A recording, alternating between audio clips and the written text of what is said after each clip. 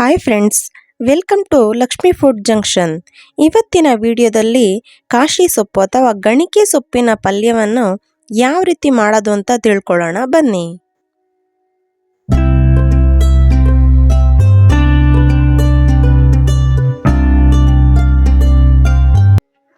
ಗಣಿಕೆ ಸೊಪ್ಪಿನ ಪಲ್ಯ ಮಾಡಲು ಬೇಕಾಗುವ ಸಾಮಗ್ರಿಗಳು: 2 ಕಟ್ಟು ಗಣಿಕೆ ಸೊಪ್ಪು, ಇದರಲ್ಲಿ ಚಿಕ್ಕ ಚಿಕ್ಕ ಹೂಗಳ ರೀತಿ ಇರುತ್ತೆ ನೋಡಿ. ಸಾಸಿವೆ 1 ಟೇಬಲ್ ಸ್ಪೂನು, ಕಡಲೆಬೇಳೆ ಉದ್ದಿನಬೇಳೆ 1 ಟೇಬಲ್ ಸ್ಪೂನು, ಅರಿಶಿಣ, ತೆಂಗಿನ ತುರಿ,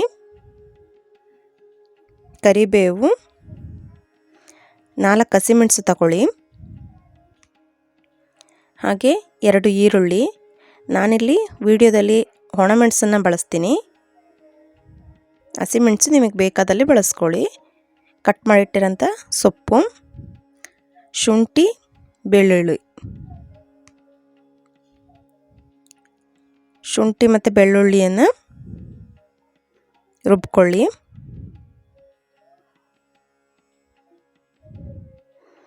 ಒಂದು ಬಾಣಲೆನ ತಗೊಂಡು ಸ್ಟವ್ ಮೇಲಿಟ್ಟು ಆನ್ ಮಾಡಿ ಸ್ವಲ್ಪ ಎಣ್ಣೆಯನ್ನು ಹಾಕಿ, 1-2 ಚಮಚ ಎಣ್ಣೆಯನ್ನು ಹಾಕಿ, ಎಣ್ಣೆ ಬಿಸಿ ಆದಮೇಲೆ ಸಾಸಿವೆನ ಹಾಕಿ,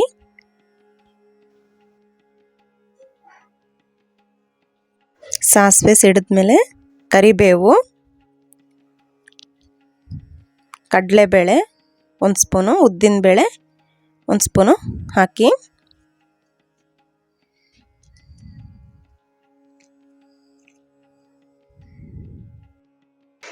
ಬಿಸಿಯಾದ ನಂತರ ಈರುಳ್ಳಿ ಮತ್ತು ಒಣಮೆಣಸನ್ನು ಹಾಕ್ಕೊಳ್ಳಿ. ಚೆನ್ನಾಗಿ ಹುರ್ಕೊಳ್ಳಿ. ಈರುಳ್ಳಿ ಕೆಂಪಾದಾಗ ಸೊಪ್ಪನ್ನು ಹಾಕ್ಕೊಳ್ಳಿ.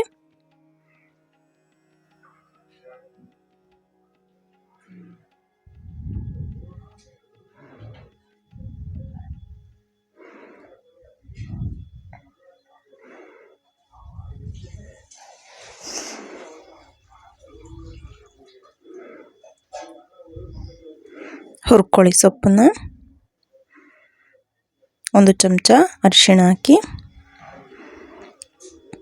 ಸೊಪ್ಪನ್ನು ಹುರಿಯಿರಿ.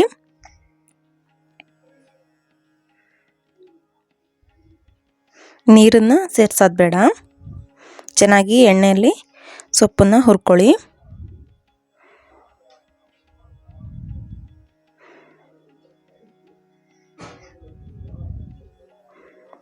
ಸೊಪ್ಪನ್ನು ಹುರ್ಕೊಳ್ತಾನೆ ಶುಂಠಿ ಬೆಳ್ಳುಳ್ಳಿ ಪೇಸ್ಟ್ 1 ಸ್ಪೂನ್ ಹಾಕ್ಕೊಳ್ಳಿ. ಮಿಕ್ಸ್ ಮಾಡಿ ಒಂದು 5 ನಿಮಿಷ ಸೊಪ್ಪನ್ನು ಮುಚ್ಚಿಟ್ಟು ಬೇಯಿಸ್ಕೊಳ್ಳಿ. 5 ನಿಮಿಷ ಆಗಿದೆ. ಈಗ ಉಪ್ಪನ್ನು ಹಾಕ್ಕೊಳ್ಳಿ ರುಚಿಗೆ ತಕ್ಕಷ್ಟು.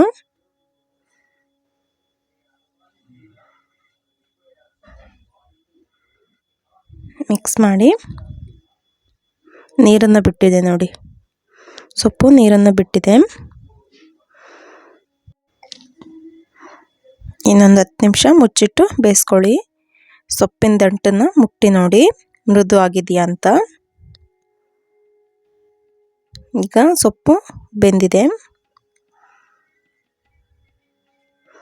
ತೆಂಗಿನ ತುರಿಯನ್ನು ಸೇರಿಸ್ಕೊಳ್ಳಿ.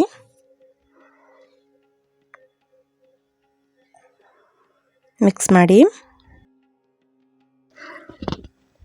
ಚೆನ್ನಾಗಿ ಮಿಕ್ಸ್ ಮಾಡ್ಕೊಳ್ಳಿ.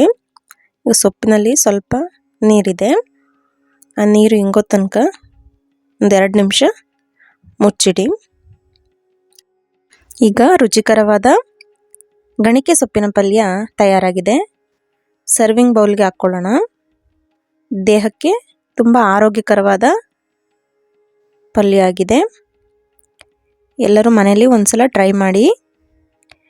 ವಿಡಿಯೋ ಇಷ್ಟವಾಗಿದ್ದಲ್ಲಿ ಲೈಕ್ ಮಾಡಿ, ಶೇರ್ ಮಾಡಿ, ಸಬ್ಸ್ಕ್ರೈಬ್ ಮಾಡಿ. ವಿಡಿಯೋ ವೀಕ್ಷಿಸಿದ್ದಕ್ಕಾಗಿ ಧನ್ಯವಾದಗಳು.